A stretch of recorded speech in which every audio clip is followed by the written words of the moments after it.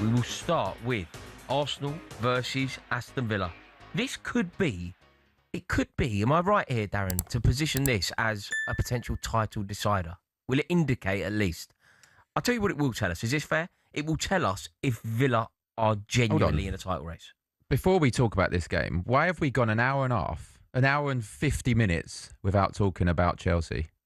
Oh, you want to do that? Yeah, we'll do that. You want to talk about Chelsea? We'll do that because I suppose we can it kind of coincides tie it with into Aston Villa, don't it? Yeah, I mean, what is going wrong with Chelsea? They obviously lost 2-1 to Aston Villa, who were 11 wins in a row, by the way, absolutely outstanding. But Chelsea have only won 1 in 6. Yeah.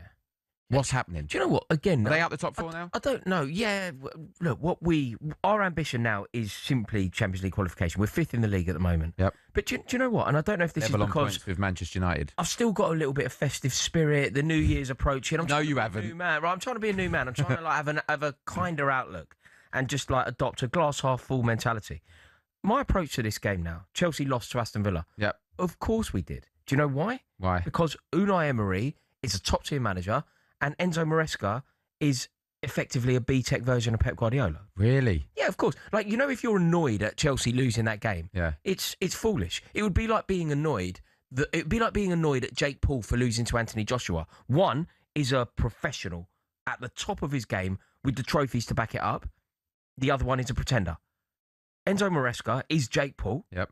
And he's come up against Unai Emery, who is the governor. Wow. That's what it is, isn't it? To be fair, I heard you last night on the Rory Jennings show. See that little plug there, Rory? Love that. The caller called up and said he'd get rid of him right now, bring JT back till the end of the season, then have Frank Lampard. Yeah. That's emotion, right? Is that emotion? I think that's emotion. Look, Frank Lampard. Would you swap Enzo Maresca for Frank Lampard now? Yeah, I would. But I always would. I'm probably the wrong person to ask here. Frank Lampard is Chelsea's greatest ever player. Yeah. It's not I remember when Solskjaer was at Manchester United and Lampard was at Chelsea, and the comparisons were drawn. Now, I'm not taking anything away from Ole Gunnar Solskjaer's contribution to Man United. Yep. But he's probably in their top 30 greatest players of all time. Frank Lampard is Chelsea's greatest player of all time. Yeah. There should be a stand called the Frank Lampard stand. Yeah. We should have a statue built. So, of course, I'm always going to welcome Frank Lampard back to Chelsea with open arms. If you're making it a direct comparison of managers, look, that first season following Chelsea under Lampard, it was sensational. Yeah. It really was. Over Christmas, we went away to Tottenham and away to Arsenal in consecutive weekends. We won both. It was brilliant. We did that in the same season as Eden Hazard left. We didn't have a transfer window because we were banned. And Frank Lampard effectively took our youth team to the top 4 of the Premier League, to the FA Cup final, and to the last 16 of the Champions League. So, yeah, I think Lampard is certainly comparable to Maresca. But it's probably not the right time. Look, he's doing a wonderful job at Coventry. He's breaking records there at the moment. He doesn't need to leave. But keeping it strictly focused on Maresca, I don't rate him. I don't particularly like him. But I don't particularly want him sacked either. It's just the whole situation at Chelsea now under this ownership just leaves me cold. Yeah. Which is a horrible situation because under normal circumstances, I either love or despise our managers. Yeah. I desperately want Rafael Benitez out of the club. And I desperately want Jose Mourinho to not be sacked after we draw with Rosenborg. I don't care about this. I don't care about Enzo Maresca because he is nothing but a mere pawn. Yeah. He's to bring it back to Aston Villa, obviously the game yesterday. They were so good that second half. Chelsea dominated the first half. So what was the difference? Unai Emery made a couple of changes. Is that what you're saying in terms of the novice and the master? He made changes to change and affect the game. Darren, you played the game at the top level, so you'll be more suited to answer this. But I can't think of an example of a manager winning a game of football where it's so clearly the manager. So, I don't know, think about another game that was played yesterday. Think about Man City. Man City won at Nottingham Forest. Guardiola did his bit, but if you talk about why City won the game, you basically talk about Ray and Shirky, right? Yeah. I can't think of a game this season, and then maybe anybody listening will be able to help me out, where you can so clearly trace the result of the game back to the brilliance of the manager. Unai Emery made a triple substitution, and all of a sudden, Chelsea's entire equilibrium was rocked. It was so obviously one manager outthinking another manager and winning his team the 3 points. Is that just experience? Yeah, I think it's just being a better manager. I think Unai. I've got quite a lot of stick on this very station recently because I've been sort of talking about how highly I rate Unai Emery. I think Unai Emery is a class above any other manager in the league aside from Pep Guardiola. Pep Guardiola, don't compare Pep Guardiola to managers managing at the moment. Yep. Compare Pep Guardiola to Sir Alex Ferguson, to Arrigo Sacchi, to whoever you want, but not normal managers. Comparing normal managers, Unai Emery is the best manager in the league, no doubt. And we saw it at Stamford Bridge. That's why Aston Villa are potentially in a title race. That's why they are breaking records. They've won, 10 in a row? 11. 11 in a row, obviously beating us. They've won 11 in a row. I think they've won 16 out of 18 if you go all comps. Yep. And if they beat Arsenal, if they win two trips to London, coming to London to play Chelsea, coming to London a few days later to play Arsenal, if they come out of those 2 games with maximum points, they are serious contenders for the Premier League title. You know what? It's crazy because I would have never said they were. I don't think anyone would have said after the first 4 games of the season, they drew 0-0 to Newcastle. They lost 1-0 to Brentford. They lost 3-0 to Crystal Palace at home. Then they drew 0-0 to Villa. They didn't score a goal in the first 4 games. Then I was there. I was at Brentford. I covered their game in the League Cup. I think Harvey Elliott scored a goal where he scuffed his shot and it went underneath the goalkeeper. They ended up losing on penalties to Brentford.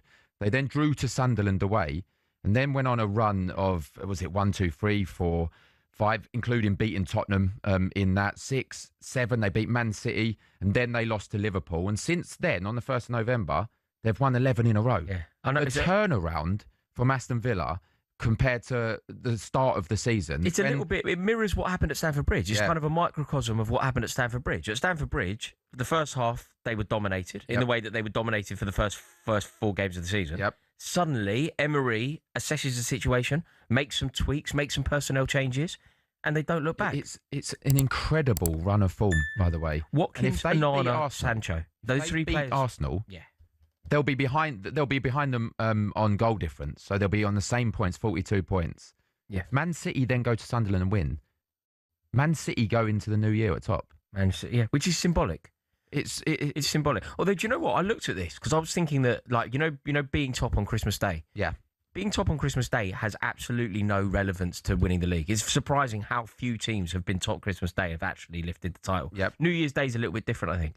But it would be symbolic, wouldn't it? If Arsenal go into the new year not top, considering everything that they've done, considering the run that they were on, considering their dominance. Yeah. Well, but it looks ominous. It does look ominous for Arsenal. Because we say they would go in top, but Man City obviously go to Sunderland on the 1st of January on Thursday. With the opportunity. To go top, which you'd expect them to win that. I know Sunderland have been fantastic this season, got the draw today at home to Leeds, but you'd expect Manchester City to win. That may not happen. So Manchester City would go into the new year essentially being top of the league. With that pressure, therefore, on Arsenal and Villa, but certainly on Arsenal, what do you think the score will be? Who do you think comes out victorious at the Emirates tomorrow? Yeah, it's a pivotal game. And I say that because Unai Emery back at the Emirates as well, where... Look, for whatever reason, it didn't work out for him. Mikel Arteta is a better manager for Arsenal than Unai Emery is for Arsenal. Yeah. I think Aston Villa go there and win. Do you? Yeah. I think that's a fair way to put it, by the way. In terms of who's a better manager, if you're neutral about it and you just go, who's a better manager overall? Yeah. Unai Emery and Mikel Arteta, there is no comparison. It's Unai Emery by an absolute mile. Yep. But in terms of being a better manager for Arsenal, I think Arsenal fans will argue that they are happy with their choice. They are happy with what Arteta I think that's a valid argument as well. Do I think Unai Emery would have turned it around and done special things at Arsenal? Yes, I do. Do you think Unai Emery would have won a league title if Arsenal didn't sack him? Yeah. You think they would have won a league title by now? I do. I think they'd have got one of those over the line. Yeah. I just think he has the nous behind him. He has the experience. He has that winning mentality. And I'm not saying Mikel Arteta doesn't. But he doesn't have it. He'd have done enough. He'd have done enough. But look, they're happy with the change. They're happy with Mikel Arteta. But I think he would have turned that around. Also, every time when you think about like significant fixtures where they've come up against each other, like Villarreal going to the Emirates and stopping Arsenal doing anything in Europe. A couple of years ago, 2023, it was the Aston Villa. Do you remember? Arsenal went on an amazing run. Yep. They came back from Dubai. Ben White became one of the best players in the league. Yep. They won 17 out of 18. The only one they didn't win was Unai Emery and Aston Villa visiting. You just said it there. The pressure. Now we've got a few Arsenal supporters in the back staff. Not half. We don't. I mean, I say a few, a lot more than a few. It's sickening, actually, when we come in here, isn't it? But some of them are saying, I don't even want to go to the Emirates. I don't want to go there. Yeah. Because they're that nervous. The thing is, though, they're playing like they're nervous, but they keep winning. Yeah. And I'm surprised. Does that catch up with you, though? I know everyone says it's a sign of champions. It's a sign of a good team that you win when you're not playing particularly well. Yeah. Can that catch up with you? What I think they're doing, it's all a little bit early. Like Arsenal, it feels to me like Arsenal are playing and they're getting over the line. They're inching over the line. They're finding a way to get over the line, and that's very impressive. 5 games from the end of the season. You know, if they were putting in these performances where it's all a bit clunky and they get a last-minute winner against Wolves, yeah. If you're doing that 5 games before the end of the season, where nothing else matters apart from the 3 points, I think it's fine. I think with Aston Villa, no one's expecting them. I'm not saying it's as big as Leicester, or it will be, but no one's expecting them. No one expected them to be up there. No. Never mind get as close to be called title contenders in coming into January.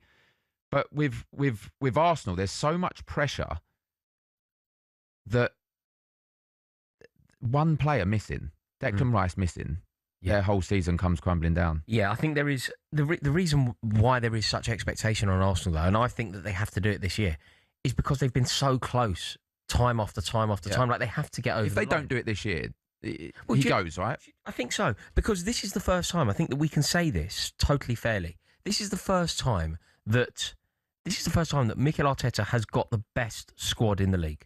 He's certainly got the best 11 in the league. He's now got the best squad in the league. He's waited for ages to have a better team than Pep Guardiola. He's now got a better team than Pep Guardiola. Arguably had a better team than them last year. And Arne Slot got ahead of him. At some point, he has to get it over the line. So they're top of the league. They're going to be top no matter what happens. Click over into January. Yeah, but not that fixture. Not that game week. Yeah, not game week, but they'll be top. Yeah. They'll be top of the Champions League table. Mm-hmm. Semi-final of the League Cup. What's successful?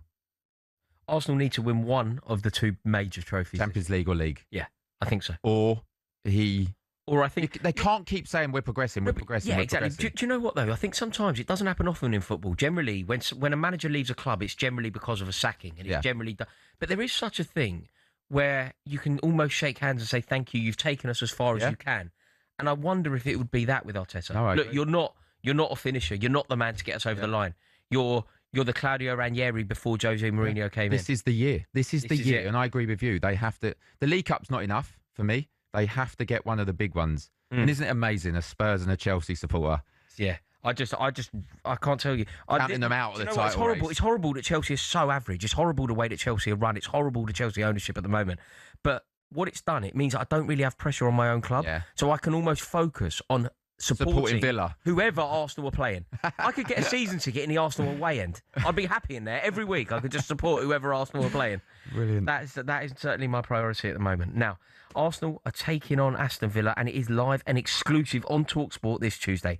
One of 10 games live across the talkSPORT network this week. Check out our website, talksport.com, for more details. And if you want some more post-Christmas cheer in your life, celebrity Nottingham Forest supporter and comedian Matt Ford's brilliant new podcast, How to Win the World Cup, is available to listen to via the talkSPORT app. But coming up next, we turn that cheer to jeers as West Ham United fans get in touch and talk about their loss at the London Stadium to put Nuno Espirito Santo under huge pressure. This is the final word on talkSPORT.